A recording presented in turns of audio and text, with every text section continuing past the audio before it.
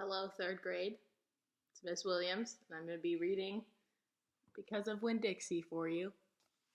And I'm going to start over because it's been a while since we've been together and been a while since we heard any parts of the stories. So, this is Because of Winn Dixie by Kate DiCamillo.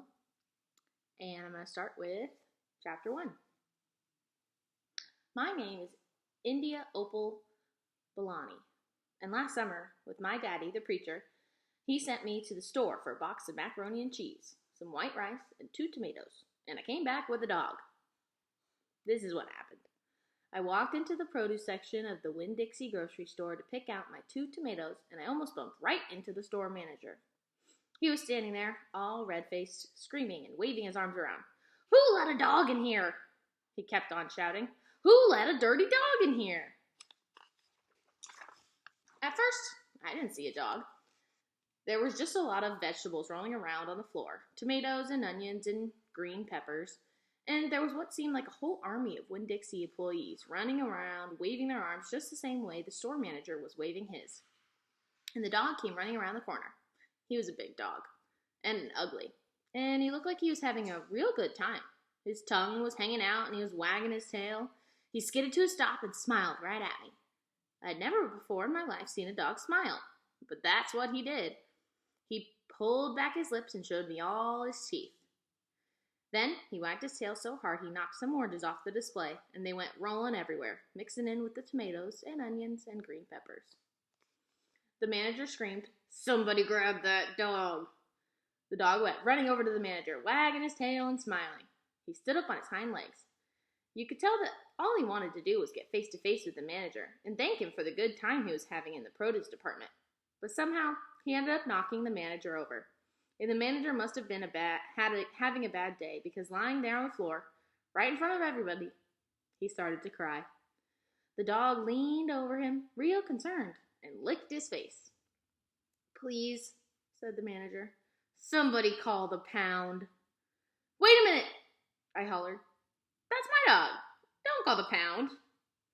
All the Winn Dixie employees turned around and looked at me. And I knew I had done something big. Maybe stupid, too. But I couldn't help it. I couldn't let that dog go to the pound. "Here, boy," I said. The dog stopped licking the manager's face and put his ears up in the air and looked at me, like he was trying to remember where he knew me from. "Here, boy," I said again. Then I figured that the dog was probably just like everybody else in the world, that he would want to get called by a name. Only I didn't know what his name was. So I just said the first thing that came to my head. I said, "Here, Winn Dixie." And the dog came trotting over to me just like he had been doing it his whole life. The manager sat up and gave me a hard stare, like maybe I was making fun of him. "It's his name, honest," I said. The manager said, "Don't you know not to bring a dog into a grocery store?" "Yes, sir," I told him. He got in by mistake. "I'm sorry, it won't happen again." "Come on, Winn Dixie," I said to the dog. I started walking and he followed along behind me. As I went out of the produce department, down the cereal aisle, and past all the cashiers, out the door. Once we were safe outside, I checked him over real careful, and he didn't look that good. He was big, but skinny. You could see all of his ribs. And there were bald patches all over him, places where he didn't have any fur at all.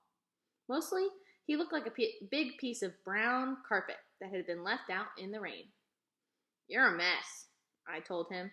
"I bet you don't belong to anybody." He smiled at me. He did that thing again, where he pulled back his lips and showed me his teeth. He smiled so big that it made him sneeze. It was like he was saying, "I know I'm a mess. Isn't it funny?" It's hard not to immediately fall in love with a dog who has a good sense of humor. "Come on," I told him. "Let's see what the preacher has to say about you." And the 2 of us, me and Winn Dixie, started walking home. Chapter 2. That summer I found Winn Dixie was also the summer me and the preacher moved to Naomi, Florida, so he could be the new preacher at the Open Arms Baptist Church of Naomi. My daddy's a good preacher and a nice man, but sometimes it's hard for me to think about him as my daddy because he spends so much time preaching, thinking about preaching, or getting ready to preach. And so, in my mind, I think of him as the preacher. Before I was born, he was the missionary in India. That's how I got my first name.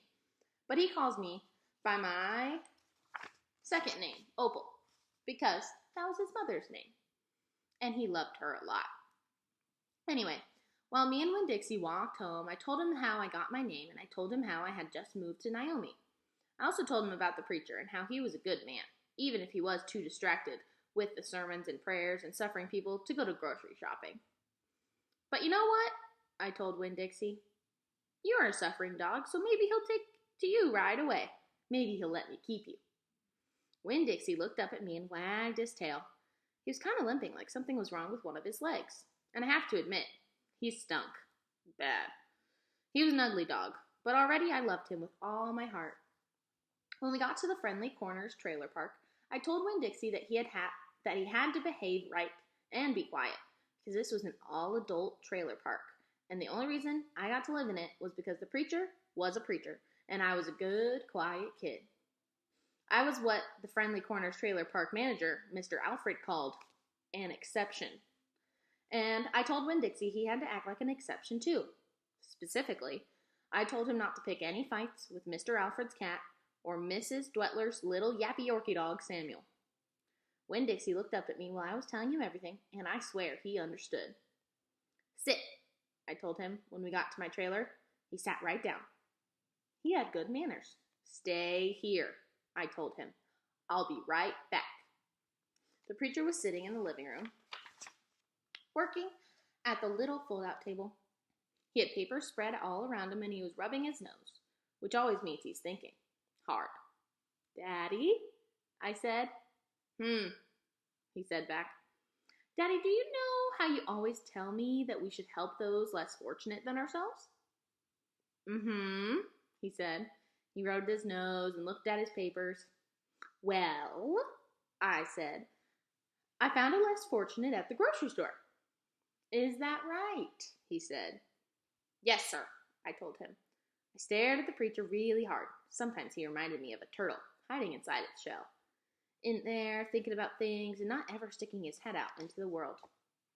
Daddy, I was wondering, could he stay with us for a while? Finally, the preacher looked up at me. Opal, he said, what are you talking about?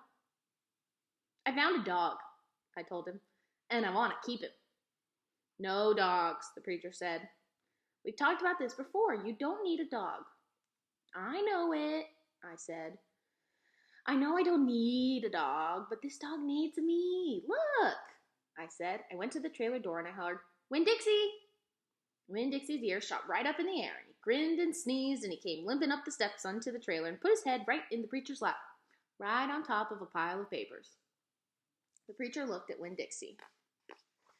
He looked at his ribs and his matted up fur and the places where he was bald. The preacher's nose wrinkled up. Like I said, the dog smelled pretty bad. Winn Dixie looked at the preacher. He pulled back his lips and showed the preacher all of his crooked yellow teeth and wagged his tail and knocked some of the preacher's papers off the table. Then he sneezed and some more papers fluttered to the floor. What'd you call this dog? The preacher asked. Winn Dixie, I whispered. I was afraid to say anything too loud. I could see that Winn Dixie was having a good effect on the preacher. He was making him poke his head out of his shell. Well, said the preacher, he's a stray if I've ever seen one. He put down his pencil and he scratched Winn Dixie behind the ears. And a less fortunate too, that's for sure. Are you looking for a home? The preacher asked, real soft, to Winn Dixie. Winn Dixie wagged his tail. Well, the preacher said, I guess you found one. That's the end of chapter 2.